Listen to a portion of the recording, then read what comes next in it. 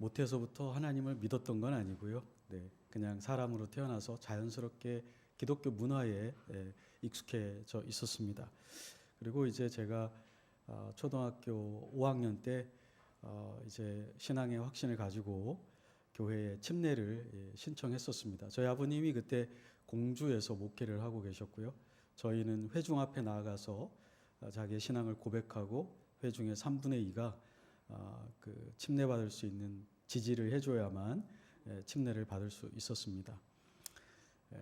제가 어떻게 됐을까요? 떨어졌습니다. 3분의 2가 반대를 해가지고 들어보니까 어느라고 뭐 잘 모르는 것 같고 저렇게 어린애가 무슨 침례를 받는다 그러지? 역사적으로 우리 침례교회는 침례를 그 12살, 13살 이하는 안 줬습니다. 구원을 받을 수 없다는 게 아니라 침례의 엄중함과 주님과 연합하고 더군다나 교회와 연합하는 이 성격에 대해서 또 이 헌신의 의무에 대해서 지각하기 어렵다 생각했기 때문에 역사적으로 우리 침례교회는 어린 학생들에게 침례를 주지 않았습니다. 저희 아버님이 담임 목회자였지만 교회의 정관의 3분의 2가 투표로 지지해 줘야 되기 때문에 저희 아버지께서 이렇게 기분 나쁘게 생각하지 말고 1년을 더 준비해서, 왜냐하면 감사하게 회중이 1년 뒤에 다시 제 심사를 하겠다 이렇게 결정을 해주셨어요. 그 1년 뒤에 6학년 때 신청을 다시 해가지고 그땐 통과가 됐습니다. 근데 3분의 1은 끝까지 지지를 안 해주시더라고요. 그래서 3분의 1이 마음을 바꾸셔가지고 3분의 2만 저를 침례받아도 되겠다. 그래서 이제 금강에 가서 침례를 받았습니다. 강에서 침례를 받으면 어떤 일이 생기는 줄 아세요? 주말에 거기 고기 구워 먹고 술 마시던 분들이 뭐 하나 또 막 흰 옷 입잖아요. 흰 옷에다 막 십자가 빨간 거 입고 막 좀 창피하긴 하더라고요. 이렇게 그 옷을 입고 막 행렬을 하면서 또 찬송도 조그맣게 부르나요? 막 크게 부르잖아요. 근데 또 목사님이 침례 받기 전에 또 한 번 신앙 간증을 하시잖아요. 이렇게 예수님이 당신의 주인인 걸 믿습니까? 막 이렇게 하고 또 부활을 믿습니까? 그리고 침례를 받고 주일날 저녁이었는데 오후였는데 월요일 학교를 가니까 저희는 그 신관동이라고 조그만 도시 동네였습니다. 학급도 학년에 3반밖에 없어요. 운동장에 들어가는 순간 아이들이 막 몰려오는 거예요. 야, 너 어제 강에서 뭐 한 거냐? 그래서 제가 그 아이들에게 둘러싸여 가지고 배운 대로, 그렇지만 제 마음에도 믿음이 있었어요. 나는 너희하고 다르다. 나는 예수님께 내 삶을 드렸다. 다는 생각 안 나는데 핵심은 그거였습니다. 그런데 제가 중고등학교를 다니면서 이제 저희 아버님이 그 개교의 목회를 안 하시고 기관 목회를 하셨어요. 전문대학의 교목으로, 이제 기독교 전문대학에 서울에서 교목으로 사역을 하시니까 이제 저희 아버님도 저도 우리 가정이 다 다른 분이 목회하시는 침례교회에 이제 출석을 하는 거죠. 그런데 제 고등학교 말기, 중학교 시절은 그렇게 뭘 했는지 제가 기억이 나지 않습니다. 교회에서. 왜냐하면은 제 마음 속에 그 구원이라는 것을 철저하게 개인적인 것으로만 알고 있었습니다. 그래서 제가 거룩하면 되는 것이고, 제가 성경을 많이 알면 되는 것이고, 범죄하지 않고 친구들에게 학교에 가서 전도하고 기도하고 큐티하고 이렇게 하면 주님이 기뻐하시는 줄 알았어요. 근데 교회를 가니까 특히 고등부 이제 학생이 되어서 가니까 이게 교회 예배드리러 온 건지 연애하러 온 건지 구분이 안 가는 거예요. 그래서 제가 이렇게 일종의 실족을 한 거죠. 이런 애들하고 뭘 내가 차라리. 그리고 전도사님이 설교를 너무 성경 중심으로 안 하고 자기 하고 싶은 거 그냥 하시는 거예요. 그래서 제가 중고등부를 안 나갔습니다. 안 나가고 어른 예배를 참석해서 여기서 배울 게 없다 내가. 그리고 어른 예배에 참석을 했습니다. 어른 예배에 참석하는 중고등부 아이는 어떻게 될까요? 같은 또래 중고등부 아이와 교제가 없다는 거죠. 사귐을 갖지 않는다는 거죠. 그 마음속에 지식밖에는 차는 게 없습니다. 뭐 고등부 학생을 교회 40대, 50대 집사님이 저하고 무슨 앉아서 교제를 하시겠어요? 뭐 기도 제목을 나누시겠어요? 전 철저하게 예배를 개인적으로 드리고 오는 거지, 교회 공동체와는 단절된 상태로 굉장히 오랜 시간을 보냈습니다.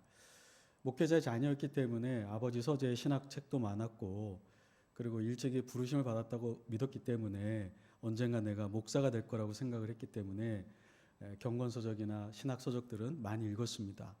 그렇지만 저는 교회와 동떨어진 삶을 살고 있었습니다. 예배라는 것이 하나님의 백성들이 하나가 되어서 한 목소리로 한 마음으로 형제 자매의 아픔도 보듬어 가면서 기도 제목도 함께 하나님 앞에 부르짖어야 되는데 저는 제 기도밖에는 할 줄 몰랐어요. 그리고 여전히 개인적으로는 경건하게 살았다고 스스로 자부하고 있었습니다. 굉장히 교만한 거죠. 형제 자매를 돌보지 않고 섬기는 것도 없이 나는 헌금했고 성경 암송하고 있고 매일 큐티하고 또 학교에 가면 전도하고 시험 볼 때 컨닝하지 않고 내가 나는 정말 경건에 힘쓰고 있다 스스로 아마 그렇게 생각했던 것 같습니다. 그런데 이제 대학을 들어가서 저에게 큰 변화가 생겼습니다. 항상 읽는 말씀이었지만 그 성경에 보면은 이제 에베소서 같은데 에베소서 5장 25절에 바울이 이런 말을 하죠. 남편들아 아내를 사랑하기를 그리스도께서 교회를 사랑하여 자기 몸을 주신과 같이 하라. 또 사도행전 20장 28절에 보니까 하나님이 자기 피로 사신 교회를 너희 장로인 목사에게 감독하라고 맡기셨다. 이런 말씀이 있습니다. 제가 처음에 충격받았습니다. 하나님이 무슨 피가 있지? 하나님은 영이시니 영은 피가 없는데 이거 도대체 무슨 말일까? 그땐 신학적으로 너무 짧았으니까 이해를 못했지만 나중에 이제 알게 됐습니다. 성자 하나님이 사람이 되셔서 죽으시고 피를 흘리셨는데 이거를 얘기한 거였구나. 그러나 어쨌든 이 교회가 주님이 자기 목숨과 맞바꾼 거이기 때문에 교회는 너무나 중요한 거구나. 예수님께 교회보다 더 중요한 건 없구나. 그런데 나는 예수님을 사랑한다고는 노래하고 고백하면서 교회를 사랑하지는 못했어요. 교회가 아니라 주님과 나의 1:1 신앙만 중요하다고 생각했기 때문에 교회는 제 마음에 별로 그렇게 예배를 드리는데 필요한 어떤 단체 정도 생각을 했던 거죠. 그러나 교회가 없다고 해도 나 혼자 집에서 예배 드리면 되지 않나? 또 우주적인 교회도 막 가르치고 해가지고 또 그런 생각도 했던 거죠. 하나님의 영이시니 아무데나 다 계시는데 안 될 게 뭐가 있나? 이런 생각도 하고요. 그런데 성경에 보면 분명히 교회를 얻기 위해서 주님이 죽으셨고 또 교회를 얼마나 사랑하셨는지 자기의 온 생명을 주고 바꾸셔서 바울도 보내시고 베드로도 보내시고 디모데도 보내시고 그런데 우주적 교회를 목회하라고 보내신 게 아니라 로마에 있는 교회, 에베소에 있는 교회, 고린도에 있는 교회, 사람들이 모이는 눈에 보이는 지역 교회를 주님이 사랑하셨구나. 그리고 또 성경에 보니까 주님이 교회의 머리라고 그러더라고요. 그런데 나는 머리만 붙들고 있었지 그 머리와 연합된 교회는 내가 사랑하지 않았구나. 그런데 누가 제가 성경을 공부하고 말씀을 듣다가 어떤 분이 제 이름도 생각이 안 나는데 머리만 사랑하고 몸을 사랑하지 않는 사람이 여기 있냐는 거예요. 그때 충격을 받았습니다. 나는 주님의 몸인 교회는 안중에도 없고 나는 이 머리만 붙들면 되는 줄 알았는데 사실 주님은 내가 자기가 위에서 죽으신 교회를 사랑하길 원하시는구나. 그래서 베드로에게도 3번이나 나를 정말 사랑하면 내 양을 먹이라. 내 양을 섬겨라. 내 양에게 너의 모든 것을 주어라. 정말 나를 사랑하면. 그래서 그렇게 얘기하셨구나. 주님이 교회를 얼마나 사랑하길래 교회를 사랑하지 않는 사람은 나를 사랑하는 게 아니다. 그렇게 얘기하셨는가. 그때부터 이제 제가 신앙생활이 많이 바뀌었습니다. 그래서 교회 위주로 어떤 분들은 오늘날 신앙생활이 너무 교회 위주다라고 또 비판하는데 그렇게 함부로 비판하면 안 되죠. 주님도 교회 위주로 사셨는데 교회 위주가 아닌 게 이상한 겁니다. 교회 위주로 사는 건 정상적인 겁니다. 저는 구원론 다음으로 중요한 건 교회론이라고 믿고 있습니다. 사람이 교회의 일원이 되는 것보다 더 우선해야 되는 건 구원을 받아야죠. 그렇지만 구원 받았다면 그 다음에 중요한 건 어떻게 하나님이 원하시는 신앙생활을 할 것인가. 그런데 그것은 교회와 관련되어 있는 것입니다. 따라서 구원받은 사람이라면 두 번째로 주님 오실 때까지 우리가 이 땅을 살아가면서 중요한 게 교회입니다. 그런데 우리가 교회에 대해서 성경이 말씀하고 있는 것들을 잘 모르고 지나칠 때가 많습니다. 마치 제가 저희 아버지가 태어날 때부터 목회자였고 제가 항상 교회의 문화와 교회의 가르침에 젖어 있었지, 그리고 성경을 계속 읽었지만 교회를 잘 몰랐던 것처럼 오늘날에도 교회를 수십 년 어려서부터 신앙생활을 했음에도 불구하고 성경이 말하는 교회에 대해서 어렴풋이는 알고 또 몸으로 이렇게 체득이 되어서 배운 것도 있지만 성경이 구체적으로 말하는 바를 조금 더 자세히 알았다면 그 신앙이 많이 달라졌을 텐데, 이런 생각을 하게 되었습니다. 성경은요, 교회를 그 제도로 보고 있습니다. 어떤 분들은 마음이 좀 불편한 분도 있을 거예요. 교회가 영적인 가족이지 무슨 제도냐 이렇게 말씀하시는 분이 있습니다. 그런데 성경에는요, 이 교회 멤버를 징계하는 징계권이 있습니다. 마태복음 18장 징계에서 회개하지 않으면 교회에 얘기하고, 그리고 교회의 권면도 받지 않으면 어떻게 하라고 그랬어요? 이방인과 세리처럼 여기라. 성경에서 이방인과 세리처럼 여기라는 건 구원받지 않은 사람으로 대하라는 겁니다. 멤버십을 취소하라는 겁니다. 고린도전서 5장에 보면 아버지의 여자와 동침을 하고 있던 형제를 교회가 아무 징계도 하지 않아서 바울이 편지를 써서 이런 자를, 이 떡덩어리를, 교회죠, 이 한 몸을 오염시키고 순식간에 하나님의 심판 가운데로 끌고 가는 이 누룩과 같은 존재를 징계해서 교회 밖으로 내보내라고 얘기하고 있습니다. 교회는 제도입니다. 교회는 영적인 유기체이지만 제도도 맞습니다. 그래서 거기에 징계라는 것이 있습니다. 디모데전서 3장에 보면 집사와 목사는 아무나 원하는 사람은 다 하는 거 아닙니다. 세상에는 원하면 발런티어 할 수 있는 그런 행사들이 많습니다. 이 대전 시민이면, 유성구 구민이면 유성구에 사는 행사에 원한다면 모든 행사는 아니라도 발런티어 할 수 있습니다. 그런데 교회는 그냥 발런티어 한다고 되는 건 아닙니다. 자격이 있고 주님이 자격을 제시한 대로 회중들로부터 선출을 받아야 하는 제도가 있습니다.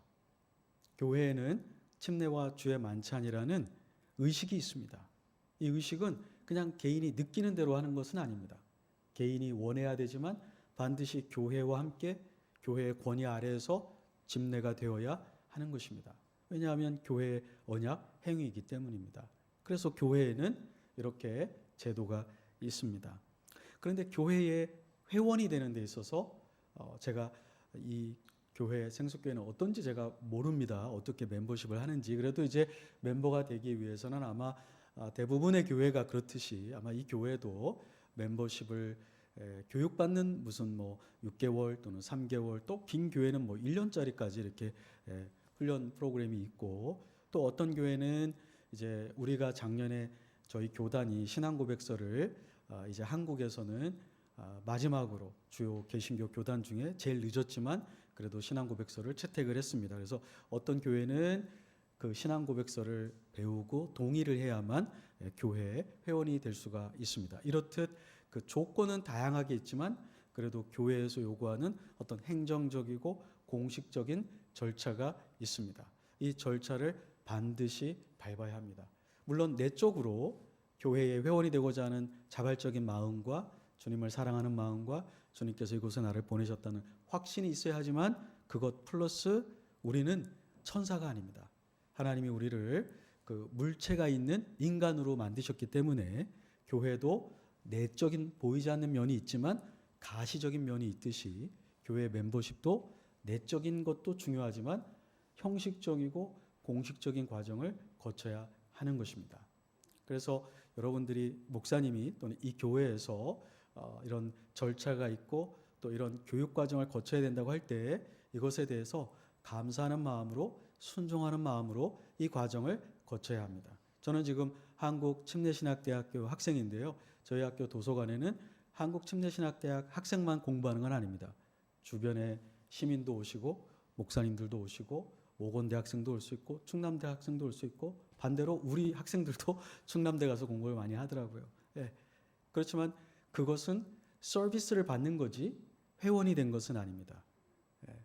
제가 한국침례신학대학교의 교수로서 우리 캠퍼스를 걸어가고 있는 충남대 학생을 불러서 해가지고 이래라 저래라 내일 시험이다 시험 봐러 와라 이렇게 할 수 있는 권한이 없습니다. 예. 담배를 피다가 누가 담배꽁초를 버려도 제가 우리 학교는 담배를 못 피게 되어 있습니다. 이 정도로 끝나는 거죠. 저희 학교 학생이면 어떻게 될까요? 징계를 받습니다. 학칙에 징계를 받게 되어 있어요. 그래서 공식적으로 형식을 거쳐서 절차를 밟아 교회 회원이 되는 게 왜 중요한가? 첫째, 교회에는 여러분 그 교환에 있습니다. 교회는 성경에서 가정과 같이, 가정도 내적인 거지만 가정도 법으로 세워지는 겁니다. 결혼도 이혼도 입양도 법적인 측면이 있습니다. 교회에도 이런 법적인 측면이 있습니다. 이 과정을 거치지 않은 분들은 교회 회중 투표를 해서는 안 됩니다. 이렇게 절차를 밟아서 교회 회원이 정식으로 되지 않은 분들은 교회를 대표하는 어떤 행위를 할 수 없습니다. 대표기도, 찬양인도, 교사 하지 않는 게 옳은 것입니다. 왜냐하면 정식으로, 공식적으로, 행정적으로 이 교회의 일원이 되어서 이 교회의 가르침을 준수하겠다는 약속을 한 적이 없어요. 이 교회가 이끌어가는 것에 순종하겠다고 약속한 적이 없어요. 그래서 저는 한국침례신학대학교 학생만 지도하고 학생만 감독할 수 있는 것이지, 다른 대학교 학생, 시민을 제가 왜 이렇게 했냐, 저렇게 왜 안 했냐, 왜 과제를 안 해오냐, 왜 수업을 듣지 않느냐, 지금 수업 시간, 지금 책풀 들어야 되는데 왜 여기 왔다 갔다 하냐, 절대 그런 말 하지 않습니다. 마찬가지입니다. 목회자는 이 교회에 정식으로 등록하겠다고 헌신을 표한 사람들에게만 지도력을 행사하고 또 책임을 요구할 수 있습니다. 그렇지 않은 그냥 방문객에게 목사님이 이래라 저래라 하지는 않습니다. 그래서 여러분 중에 혹시라도 이 교회에 회원이 되기 위한 정식 절차가 있는데 밟지 않고 그냥 이 교회가 좋아서 나오는 분이 있다면 기억하십시오. 부족한 게 있습니다. 반드시 교회는 제도이기 때문에 이 교회가 요구하는 행정적인 합당한 절차를 다 밟으셔야 합니다. 바울은요, 고린도전서 5장 12절, 골로새서 4장 5절에 outsiders, insiders 이런 말을 썼어요. 교회 안에 있는 자들, 교회 밖에 있는 자들, 교회 밖에 있는 자들은 상관하지 말아라. 그러나 교회 안에 있는 자들은 너희가 어찌하여 징계하지 않느냐, 이렇게 얘기하셨어요. 그러니까 사도 바울은 교회 안에 있는 사람과 교회 밖에 있는 사람을 어떻게 하셨어요? 구분하셨어요. 그리고 바울이 고린도 교회에게 교회 안에 있는 사람, 교회 밖에 있는 사람을 설명할 때 설명을 하지 않아요. 그 말은 무엇일까요? 이 편지를 읽는 사람도 교회 안에 있는 사람이 누구고 교회 밖에 있는 사람이 누군지 알기 때문에 바울이 굳이 설명하지 않아도 되는 것이죠. 굳이 설명할 필요가 없었어요. 교인이 되기 위한 신약 성경의 가르침, 중생, 침례, 그리고 회중의 허입이 반드시 있어야 하는 것이죠. 바울은 갈라디아서 6장 10절에 믿음의 가족에게, 모든 사람에게 선을 행해야 되지만 첫째는 믿음의 가족에게 행하라. 도대체 믿음의 가족이 누굴까요? 한 3주 우리 교회를 나오는 사람일까요? 지나가다가 예배를 드릴 데가 없어서 방문한 사람일까요? 도대체 믿음의 가족은 누굴까요? 갈라디아 교회는 알고 있었어요. 바울은 설명할 필요가 없었습니다. 교회 멤버십을 가지고 있는 사람에게 우선적으로 선을 행하라는 것입니다. 예루살렘 교회를 보면요, 2장 41절, 47절, 5장 14절에 보면 아주 흥미로운 표현이 있습니다. 더해졌다 이런 말이 있는데요, 영어로 added to their number 이렇게 되어 있습니다. 그 사람들이 설교를 오순절에 듣고 회심하기 전부터 이 예루살렘 교회는 뭘 했다는 거예요? 성도를 카운트했어요. 몇 명인지 성도를 카운트했어요. 그래서 3,000명이 침례받고 그 기존의 숫자에 추가되었다 이런 말을 반복적으로 쓰고 있습니다. 우리가 교회에서 오늘 누가 이렇게 참석했다 이렇게 하잖아요. 옛날에 침례교회는요, 두 가지였어요. 주일날 참석자 숫자와 교인 숫자가 달라요. 교회 예배드리러 왔다고 다 교인은 아니잖아요. 지나가던 사람도 있고 친구도 있고 뭐 애기 보러 온 엄마 아빠도 있고 뭐 그렇거든요. 그런 분들은 교인이 아니죠. 그냥 가족의 권유로 기독교에 대해서 관심도 없지만 앉아있는 분들은 교인이 아니에요. 그래서 침례교회는 예배 숫자를 카운트할 때 교인 숫자와 참가자 숫자를 나누어서 했던 것입니다. 그런데 오늘 성경에 보면 예루살렘 교회는 누가 성도인지를 카운트를 했어요. 그럼 카운트하려면 뭐가 필요할까요? 우리가 한국침례신학대학교, 전 신학과입니다. 교수, 신학과 학생은 45명 하려면 조건이 있어요. 신학과에 일단 지원을 해야 돼요. 사회복지학과에 지원하면 카운트에 넣으면 안 되죠. 우리 학과가 아니에요. 또 어떻게 해야 될까요? 면접을 봐야 됩니다. 그리고 통과를 해야 되고 침례 증서를 내야 됩니다. 이 모든 것들을 통과한 사람을 우리가 45명이라고 하는 거예요. 지원은 더 많이 하죠. 그렇지만 다 카운트하지 않습니다. 오직 조건을 통과한 사람만 카운트하는 거예요. 저는 여러분 모두가 이 생숙교회의 회원으로 카운트가 되시기를 바랍니다. 왜 그럴까? 자, 마태복음 18장 15절 17절 형제가 범죄했을 때 그 범죄한 형제가 회개하지 않으면 관계 있는 사람이 권면하고 그래도 듣지 않으면 한두 사람을 더 데려가서 얘기하고 그래도 듣지 않으면 교회에 얘기하라. 교회 회중에게 얘기하라는 거죠. 그럼 교회 회중이 그날 집회에 참석한 모든 사람은 아닐 거 아니에요. 어떤 형제를 치리해야 될 때, 그죠? 네. 또 다음 주에 나갈 사람도 아니잖아요. 지금 이 교회 멤버라고는 하지만 수개월째 안 나오고 있는 사람도 아닐 겁니다. 이런 중차대한 문제를 해결할 수 있는 사람은 분명히 이 교회에서 영적으로 일관된 신앙생활을 하고 있는 멤버여야만 범죄한 형제의 운명을 결정지을 권한과 자격이 될 것입니다. 또 하나는 히브리서 13장 17절에 보면요. 너희는 너희를 인도하는 자에게 순종하라. 여러분 도대체 여러분을 인도하는 자가 누구입니까? 저는 제 위에 책임자가 있습니다. 신학과 학과장이 있고요. 교무처장, 총장님이 계십니다. 장신대 총장님이 저의 리더일까요? 제가 여기 모건대 총장님한테 가서 상의하고 순종해야 될까요? 그분이 뭐 저 시키면 이래야 될까요? 아닙니다. 아니에요. 크리스찬이지만 제 위에 저의 리더는 아니에요. 저를 인도하는 사람은 아니에요. 왜요? 제가 거기 소속이 아니거든요. 성경은요, 모든 성도에게 너를 인도하는 목자에게 순종하라고 했어요. 근데 제가 어느 교회도 소속되지 않으면 저에게는 뭐가 없는 거죠? 목자가 없어요. 목사님, 저는 유튜브에서 이동원 목사님이 저의 목자입니다. 김동호 목사님이 뭐 저의 목자입니다. 유 무슨 목사님이 저의 목자입니다. 아니요. 그분 여러분 몰라요. 여러분을 위해서 기도하지도 않고요. 여러분이 어떤 상황에 있는지 하나님 앞에 눈물로 호소하지도 않습니다. 권면하지도 않아요. 그냥 여러분이 좋아하는 거죠. 여러분이 뭔가 배우고 있는 거죠. 그걸 하지 말라는 것은 아닙니다. 저도 뭐 어거스틴도 공부하고요. 칼빈도 공부하고요. 그렇지만 어거스틴과 칼빈이 저의 목자는 아니죠. 저의 목자는 임성도 목사님이라고 디딤터에 따로 계세요. 왜요? 제가 거기 등록되어 있는 교인이에요. 그래서 문제가 생기면 제가 그분에게 전화해요. 대형 침례교에 있는 목사님 제 친구예요. 전화 안 합니다. 거기 제 목자가 아니에요. 물론 동료로서는 크리스찬으로서는 내가 이런 문제가 있으니까 기도 좀 해줘. 이렇게 할 수 있지만 내 목자는 아니에요. 목자는 교회에 등록된 사람이 가질 수 있는 겁니다. 그래서 여러분 이 교회를 그냥 다니시면 안 돼요. 누군가가 이 교회를 방문하면 권면해서 이 교회를 물론 찾아보기 위해서 한두 번 방문한 분은 아니겠지만 적어도 이제 이 생숙교회에서 내가 신앙생활을 해야겠다 싶은 분들이 눈에 띈다면 권면하시고 이제 정식으로 회원이 되게 하셔야죠. 또 베드로전서 5장 2절 3절에 보면요. 베드로가 목회하는 장로들에게 이렇게 얘기합니다. 하나님이 너희에게 맡기신 양떼를 잘 돌봐라. 우리 강 목사님에게 맡기신 양떼가 여기 있어요. 그런데 등록하지 않은 사람은 양떼가 아닙니다. 제가 강의를 할 때 가끔 청강하러 오는 외국 분들이 있어요. 우리 교회 교인도 있고 뭐 다른 지나가다가 이거 주제 자기도 알고 싶은데 뭐 좀 들을 수 있을까요? 그래서 제가 뭐 한번 들으라고 하지만 제 학생은 아니에요. 제가 시간을 내서 상담하거나 그분이 쓴 글을 평가해서 고쳐주거나 저는 시간도 없어요. 그렇게 할 시간이. 지금 저에게 등록된 제 학생 인도하기도 제가 지금 바빠요. 여러분들 교회 멤버십 왜 중요한가? 첫째, 나에게 목자가 필요하고 또 목사님도 아무 교인이나 나가서 막 뒷뜰교회 와서 강 목사님이 가르치고 뭐 자기 말 들으시라고 하면 안 돼. 실례죠. 실례입니다. 임성도 목사님이 이 교회 와가지고 뭐 집회 있는데 왜 안 나오냐고 막 우리 부목사님한테 이렇게 얘기하면 실례입니다. 선을 넘는 거죠. 자기 양떼가 아니에요. 하나님은 목자와 양떼를 이렇게 연결시켜 놓으셨어요. 그 선을 넘으면 안 돼요.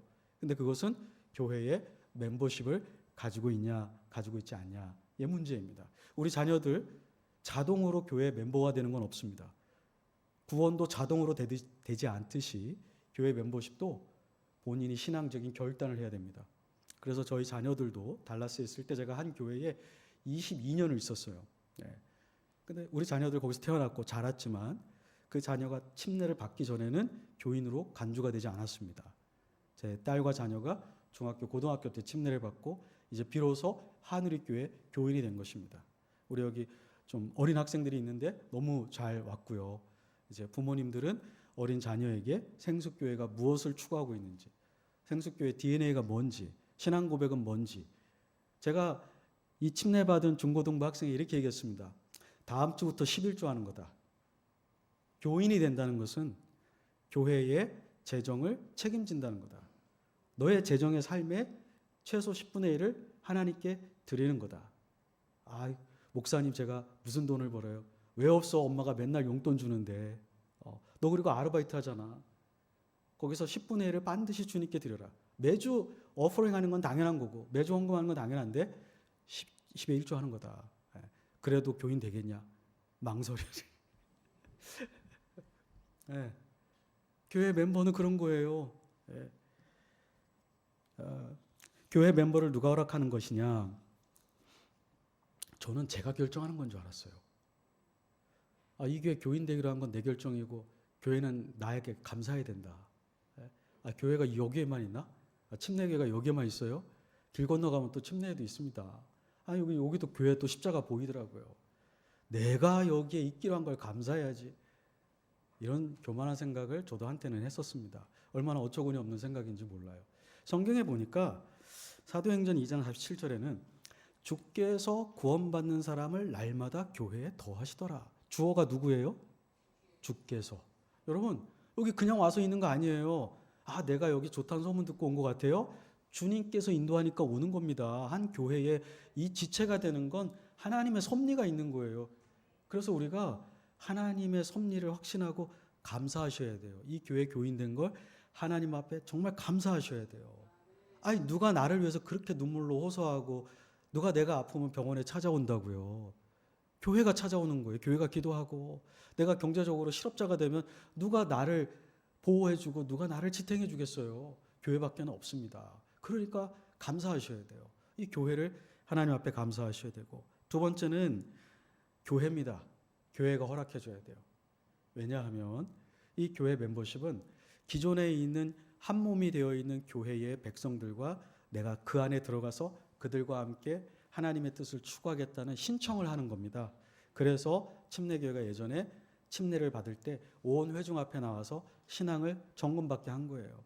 왜냐하면 목사님하고만 연합하는 게 아니거든요.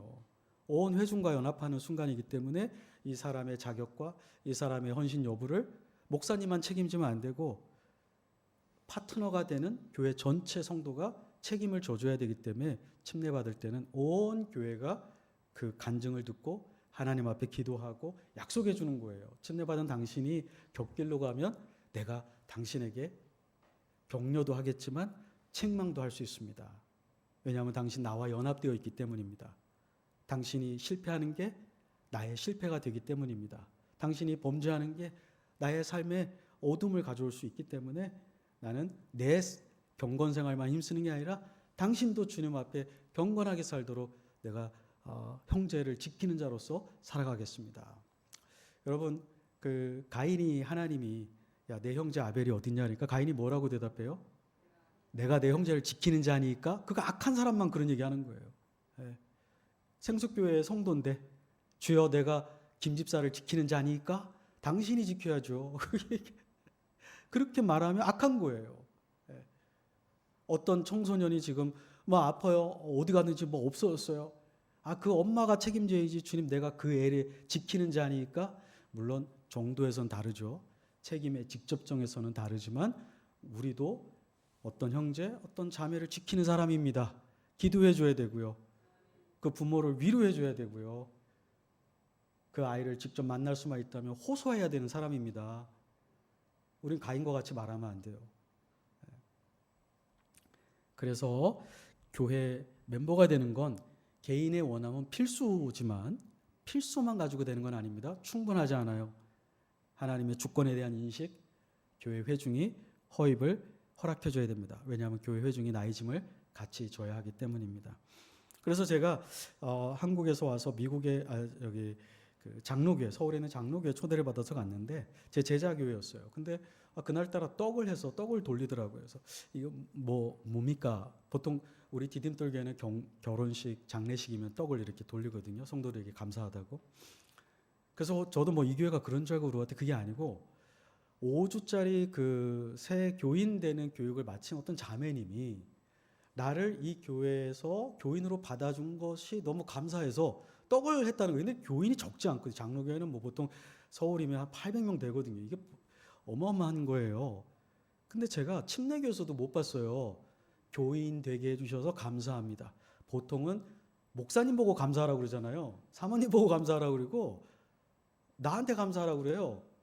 나한테 잘 보이라고 하고 나한테 기분 나쁘게 하면 딴 교회 간다고 이런 식으로 나오거든요. 근데 이건 장로교 교인인데도 하나님 앞에 너무 감사해서 이 교회 교인 된 거를 그냥 있을 수가 없어서 떡을 해왔다는 거예요.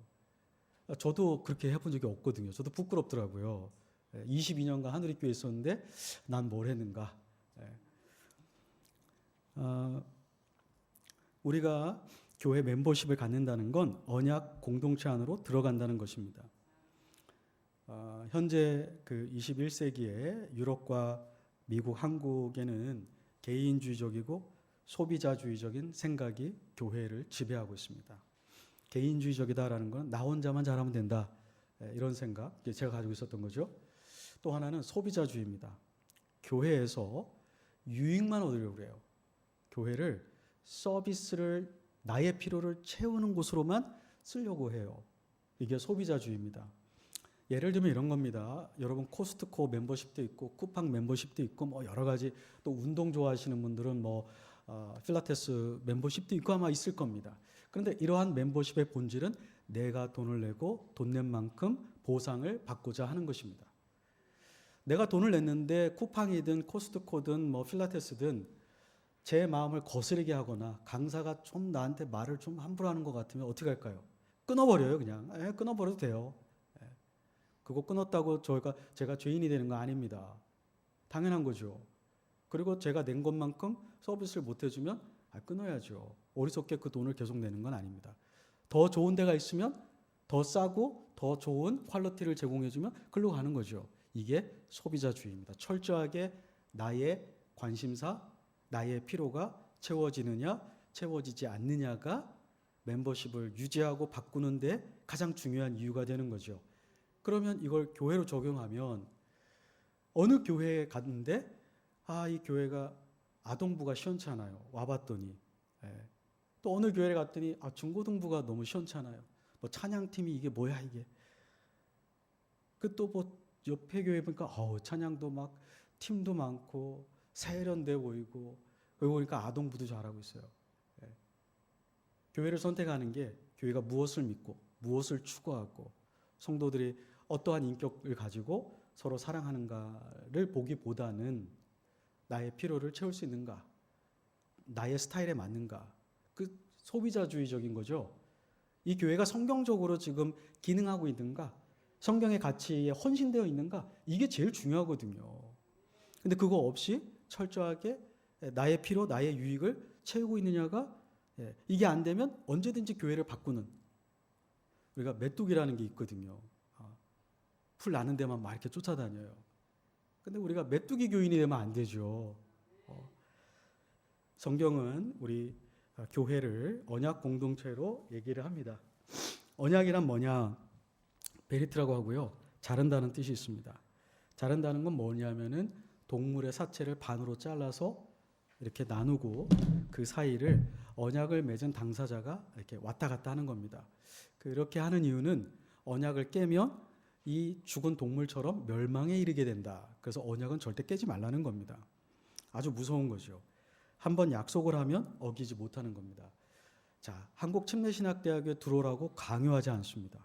그러나 일단 한국침례신학교에 자발적으로 들어오면 그때부터는 어떻게 될까요? 마음대로 하면 안 됩니다.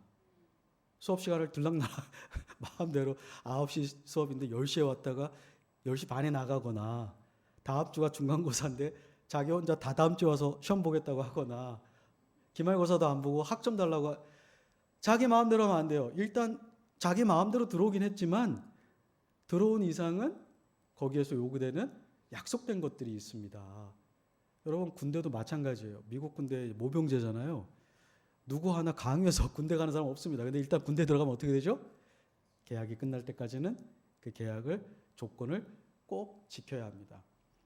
그런데 하나님과 우리 사이에 맺은 언약도 그렇습니다. 그래서 느헤미야 9장 38절에 보면은 그 느헤미야가 종교개혁을 하면서 족장들하고 언약을 맺어요. 하나님 앞에 우리가 바벨론으로 잡혀가기 전에는 이렇게 살았지만 이제 그렇게 하지 말자. 우리 이방인들 아내들 그 이방인과 낳은 자녀들 다 내보내자. 그리고 우리가 성벽을 다시 재건축하자. 이런 언약을 하고 나서 사인을 합니다. 문서에다가 다 자기 이름을 적고 사인을 해요. 그런데 거기에 보면 NIV 성경은 이 언약을 구속력 있는 약속이다 이렇게 말하고 있습니다. Binding authority. 약속한 당사자들을 하나로 딱 묶어주는 거예요. 여러분 창세기 2장 24절에 보면은 사람이 그 부모를 떠나 여자와 합하여라는 단어 있죠. 이 합하여라는 단어가 하나님이 이스라엘과 언약을 맺을 때 쓰는 단어예요. 나와 너희가 언약을 맺는다라는 동사가 합한다는 거예요. 근데 그 합한다는 건 뭐냐면 이 종이에다가 그 본드를 붙여가지고 이렇게 붙이면 이걸 뜰려고 하면 어떻게 될까요? 찢어지죠. 그래서 하나님이 이혼하지 말라고 하는 겁니다. 하나님이 허용하는 이혼이 아닌데 개인적으로 이혼을 하는 것은 서로가 찢어지는 거예요. 상처를 내고 하나님이 원하는 기쁜 결혼 생활이 아닌 거죠. 그래서 하나님이 이혼하지 말라고 하시는 거예요. 나를 증인으로 세워서 결혼했으면 죽을 때까지. 그래서 결혼 관계는 상대방이 죽을 때 끝납니다. 이 언약을 설명할 때 구약에서 제일 많이 설명하는 게 남편과 아내 관계고요. 또 하나는 아비와 자녀 관계입니다. 아비와 자녀. 아비와 자녀도 누군가 한 명이 죽어야 끝나요. 죽기 전까지는 자식이 아무리 속이 썩어도 자식은 자식이에요. 부모가 아무리 정말 좋지 않아도 부모는 부모인 거죠. 하나님과 우리 사이도 그랬어요. 하나님은 우리를 버리지 않으셨어요. 우리가 아무리 하나님을 등지고 살아도 하나님은 우리에게 지키겠다고 한 약속, 신실하신 약속을 그대로 다 지키셨어요. 다만 문제는 우리에게 있었죠. 그런데 이 교회가 바로 그 언약 공동체입니다. 옛날에 모세 시대에는 이스라엘이 언약 공동체였고요. 이제 예수님이 오셔서는 교회가 언약 공동체가 되었습니다. 구약 성경은 언약의 내용을 기록한 책이고요. 신약 성경은 예수님으로 말미암아 체결된 새로운 언약의 내용이 쓰여져 있는 게 신약 성경입니다. 그리고 그러한 언약의 내용을 믿고 언약의 내용대로 살아가려고 모인 사람들이 교회입니다. 그래서 교회는 신약 성경에서 새 언약 공동체로 불리웁니다.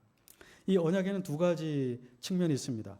수직적인 측면과 수평적인 측면. 이 십자가도 그렇죠. 예수님도 율법을 설명할 때 가장 큰 계명은 뭐라고 그랬습니까? 하나님을 몸과 마음과 힘과 뜻을 다해 사랑하는 것이고, 두 번째는 이와 같이 내 이웃을 사랑하는 것이라고 하셨습니다. 요한일서 4장에도 보면요. 요한일서 4장에 우리가 하나님을 사랑하고 하나님이 우리를 사랑하시는데 하나님이 이같이 우리를 사랑하셨은즉 4장 11절 우리도 서로 사랑하는 것이 마땅하다. 아무 때도 하나님을 본 사람이 없다. 그렇지만 우리가 만일 서로 사랑하면 하나님이 우리 안에 거하시고 그의 사랑이 우리 안에 온전히 이루어진다.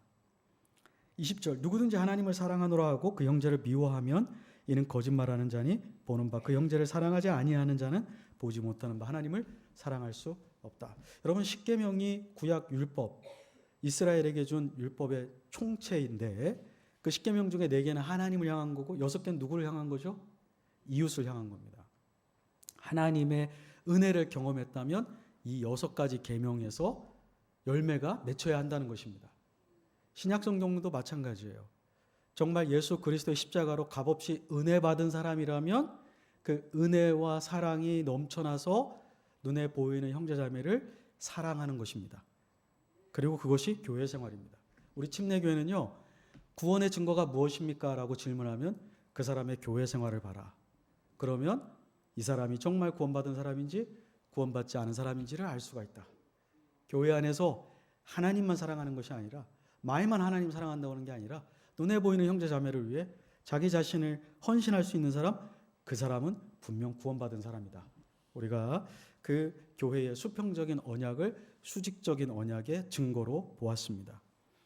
새 언약은 옛 언약보다 월등합니다. 3페이지에 보시면 5번에 세 번째, 더 나은 새 언약. 어떤 면에서 더 나은가? 에스겔서 36장, 또 예레미야서 31장, 요엘서 2장 28절에 보면요, 성령의 역사가 새롭습니다. 구약의 성도들보다 신약의 성령의 역사가 새로운 게 있어요. 어떤 게 있냐면 구약에는 하나님의 율법이 마음 밖에 있었습니다. 문자로 있었습니다. 돌에 새겨져 있었습니다. 그런데 예레미야 31장, 에스겔서 36장을 보면 새 언약을 맺을 때에는 하나님이 성령을 우리 마음속에 넣어주셔서 우리의 돌과 같은 마음이 고개와 같이 부드럽게 바뀌고 죄사함을 경험하고 성령의 내주하심을 경험하게 된 사람이 새 언약 공동체에 들어온다는 것입니다. 옛날에 이스라엘에는요, 아브라함 같은, 이삭과 같은 믿음의 사람도 있었지만 이스마엘과 같은 불신자도 있고요, 에서와 같은 불신자도 있고요, 불신자와 신자가 섞여 있었어요. 그리고 그게 당연했어요. 왜냐하면 이스라엘은 종교단체이기도 하지만 국가 공동체였고 민족 공동체였기 때문입니다. 근데 교회는요, 국가도 아니고 민족 공동체도 아닙니다. 여기에는 다른 나라 국적인 사람도 올 수 있습니다. 저는 국적이 미국이에요. 네, 디딤돌교회 교인이에요. 네, 한국교회 교인인 거죠. 국적이 중요한 게 아니에요. 우리 교회에는요, 아프리카 사람도 필리핀 사람도 민족이 달라도 성도가 될 수 있습니다. 우리는 혈육으로 이루어지는 게 아닙니다. 오직 성령의 내주하심으로 죄사함을 받고 중생했느냐? 이것이 이스라엘과 다른 교회의 멤버십의 첫째 조건입니다. 그래서 우리는 유아에게 침례를 주지 않아요. 왜요? 유아가 성령의 내주하심과 죄사함을 경험할 수가 없고 하나님과 이웃을 사랑하기 위한 헌신을 할 수 없기 때문입니다. 아이를 무시해서가 아닙니다. 아이를 싫어해서가 아니에요. 다만 아이가 신약교회 멤버는 될 수 없기 때문입니다. 성령 체험을 할 수 없기 때문입니다. 그래서 우리는 침례를 성령 체험한 거듭난 사람에게만 주는 것입니다. 그게 새 언약이에요. 그게 교회입니다. 그런데 구약과 달리 새 언약은 좋은 게 있어요. 성령님이 내주하시기 때문에 우리의 마음이 단단한 돌과 같은 마음에서 부드러운 마음으로 바뀌었기 때문에 이제 우리 마음속에 하나님의 뜻을 순종하고자 하는 자연적인 본성이 생겼어요. 비록 실패할 때도 있고 일관성이 없을 때도 있지만 우리 안에 성령님이 계속해서 우리에게 충동하시고 이끌어가시고 감화하시고 능력을 주시기 때문에 우리는 서로를 향한 사랑을 이룰 수 있게 되었습니다. 그래서 오늘 말씀에도 나와 있지만 마지막 희생적 섬김의 언약에 대한 서약이 교회 멤버십의 전제가 되어 있다. 제가 이제 이걸 몰랐던 거죠. 교회 멤버는 그냥 내가 원하면 교회 가는 거고 예배를 계속 참석하고 헌금하면 교인이 되는 건 줄 알았습니다. 그런데 그게 아니고 신약 성경에 보면 교회 회원이 된다는 것은 이렇게 주님을 사랑하듯이 형제 자매를 내 몸을 들여, 고린도후서 8장 5절 우리가 한번 읽어볼까요? 제가 거기에 말씀을 드렸죠. 고린도후서 8장 5절 시작. 그들이 먼저는 자기 자신들을 죽게 그리고 하나님의 뜻에 의해 우리에게도 주었다. 네, 여러분 자신을 누구에게 먼저 헌신해야 돼요? 그렇죠. 주님께, 하나님께 드려야 합니다. 그게 구원의 믿음이죠. 그 다음에 거기서 끝나면 안 돼요. 하나님의 뜻에 따라 우리를 또 누구에게 드려야 돼요? 그렇죠. 교회에게, 형제자매에게 여러분 자신을 하나님께 드리듯이 드려야 합니다. 이것이 언약이에요. 이것이 교회의 언약이에요. 하나님과 맺는 수직적인 언약은 하나님 내 삶을 당신이 소유하소서. 그러나 교회에서는 형제자매 여러분, 난 여러분을 위해 여기 있습니다. 내 재산, 내 건강, 내 취향, 내 계획도 여러분 위해 주님 내가 이 형제자매를 위해 쓰겠습니다. 나는 휴가 가고 싶지만 교회가 지금 중요한 상황에 있기 때문에 휴가를 가지 않겠습니다. 주님 내가 해외에 나갈 여행 갈 수 있는 여건이 되지만 지금 교회가 집중적으로 기도해야 되는 제목이 있기 때문에 교회 형제들과 함께 떠나지 않고 이곳에서 내가 교회를 지키면서 기도하겠습니다.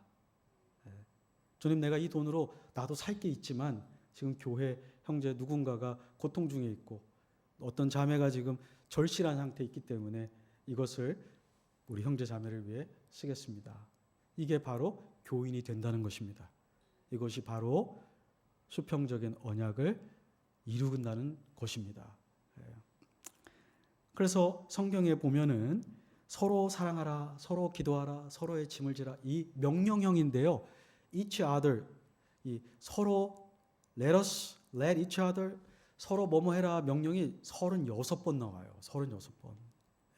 그냥 기도해라, 경건하게 살아라, 그게 아니고요. 서로를 돌아보라, 서로를 섬기라, 용서하라, 36번. 근데 이게 결혼식 할 때 맺는 언약의 내용이거든요. 서로가 서로를 향해서 검은 머리가 팥뿌리처럼 흰 머리가 될 때까지 아프든지 슬프든지 기쁜 일이 있을 때든지 함께하고 나를 드리겠습니다. 당신의 행복을 위해 내가 헌신하겠습니다. 나의 사랑을 그렇게 표현하겠습니다. 서로 간에 그렇게 하는 거죠. 내 피로를 채우려고 교회 오는 게 아니라 내가 어떻게 하면 형제 자매, 저 얼굴에 그늘이 있는 저 형제 무엇 때문일까? 저 자매는 기도할 때 왜 그렇게 울까? 무엇이 그렇게 고통스럽게 할까? 이 집에 이 자녀는 왜 나오지 않는가? 도대체 무엇이 문제일까? 알아보고 기도하고 주님 앞에 엄마와 아빠와 똑같이 통곡할 수는 없지만 나와 한 운명 공동체가 된 형제 자매를 위해 나를 주님께 드리겠습니다. 이것이 바로 신앙생활입니다. 이것이 바로 언약을 이루는 것입니다. 그래서 여러분 제가 지금 5페이지에 한번 보겠습니다. 5페이지에 보면은 제가 미국에 갔더니 미국 침례 교회들이 언약서라는 걸 가지고 있더라고요. 그런데 이 언약서는 침례 교회가 1609년 17세기에 네덜란드에서 처음 시작할 때 이거와 똑같은 건 아니지만 신앙 고백서, 언약서를 가지고 시작했어요. 우리는 서로 어떻게 섬기겠다는 약속을 문서로 하고 느헤미야가 이렇게 사인했던 것처럼 다 사인을 했어요. 근데 지금도 미국에는 그렇게 하는 교회가 많거든요. 근데 이 언약서의 내용을 한번 같이 보겠습니다.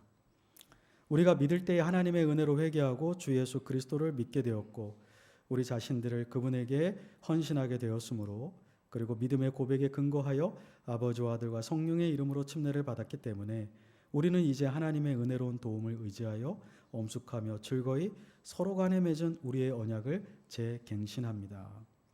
이 언약서를 언제 낭독하냐면요. 처음으로 교회 회원이 될 때, 그리고 매번 교회 총회를 할 때, 그리고 주의 만찬, 침례, 교회에서 7일을 할 때 시작 전에 이 교회 언약서를 다 같이 낭독함으로써 우리가 왜 이 자리에 있는가, 서로를 향해 어떤 태도를 가져야 하는가를 상기했습니다. 그리고 교회 리더를 선출할 때에도 리더는 이 언약을 수행하는 대표적인 사람이어야 한다. 모범이 되어야 한다. 이것을 상기를 시켰던 것입니다. 우리는 평안의 줄로 성령님이 하나 되게 하심을 지키기 위해 일하고 기도할 것입니다. 교회 연합을 위해서 기도해야 됩니다. 에베소서 4장 3절에 있죠. 그리스도인이 교회 멤버들이 되었기 때문에 우리는 형제의 안에서 함께 살아갈 것이며 서로에 대한 사랑이 충만한 돌봄과 지켜줌을 행사하고 신실하게 훈계하며 필요가 있을 때 서로에게 간청할 것입니다. 진정한 사랑은요, 범죄하고 있는 사람을 보고 지나쳐가는 게 아닙니다. 그거는 그 사람에게 가장 잔인한 행위입니다. 정말 사랑은 그 사람이 상처가 되고 저하고의 관계에서 어려움이 생길 수도 있지만 정말 안타까움 진실된 마음으로 그 죄에서 벗어나도록 간구해야 됩니다. 호소해야 됩니다. 그것이 진정한 사랑이에요. 그래서 침례 교회는 교회 교인이 될 때 서약을 시켰어요. 이제 이 교인이 되면 교회 안에서 누군가가 당신이 악의 길로 들었으면 찾아와서 당신에게 간청할 겁니다. 그때 그 간청을 잘 들으십시오.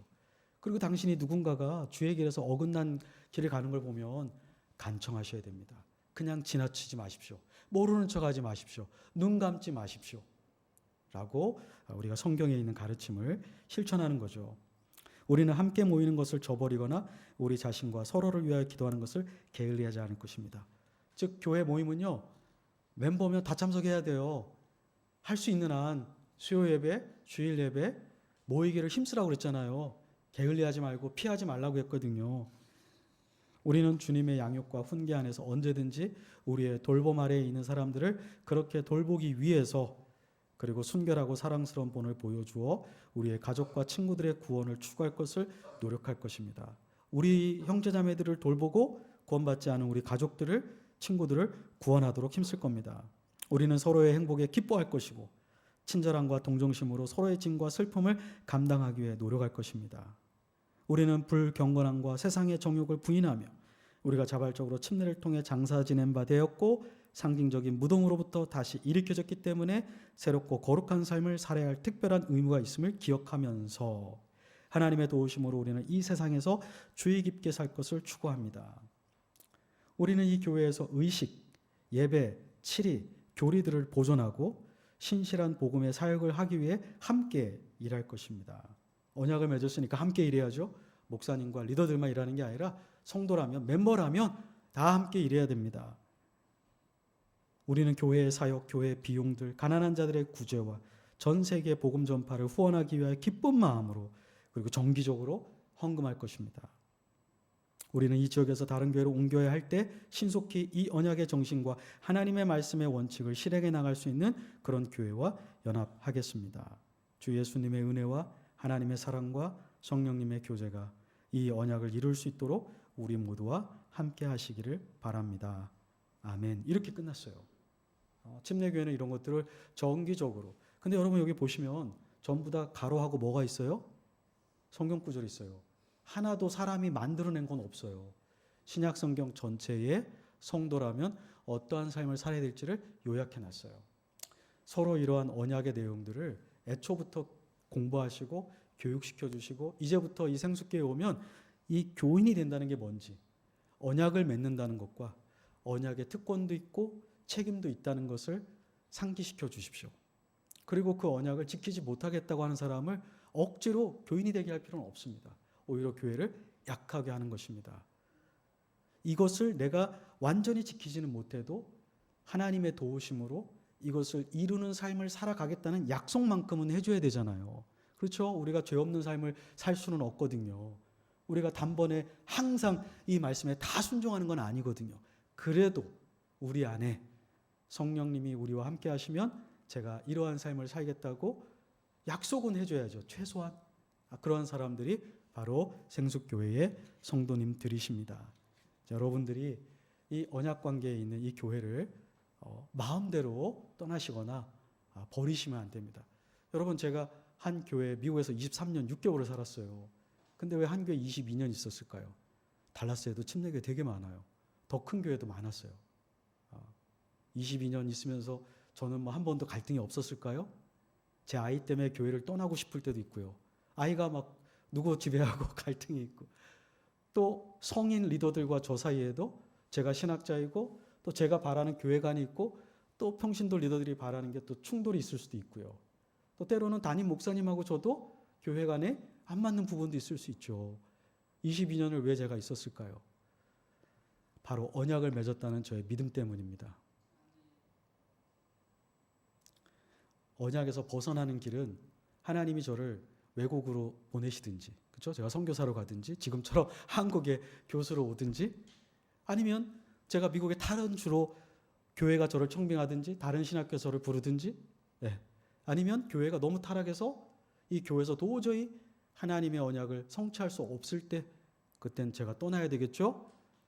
아니면 제가 있는 것이 이 교회의 짐이 되고 이 교회가 성장하는데 방해가 된다면 그때는 제가 떠나야겠죠.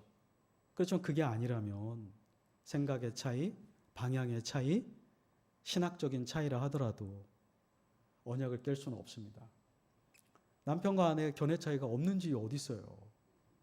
그리고 남편과 아내가 결혼해 보니까 기대치에 막 넘는 거는 큰 복이네요. 네, 그렇지만 그게 살아가면서도 안 채워지는 게 있단 말이에요. 그 기대치에. 그 기대치에 안 채워진다고 인생의 배우자를 바꿀 수는 없죠.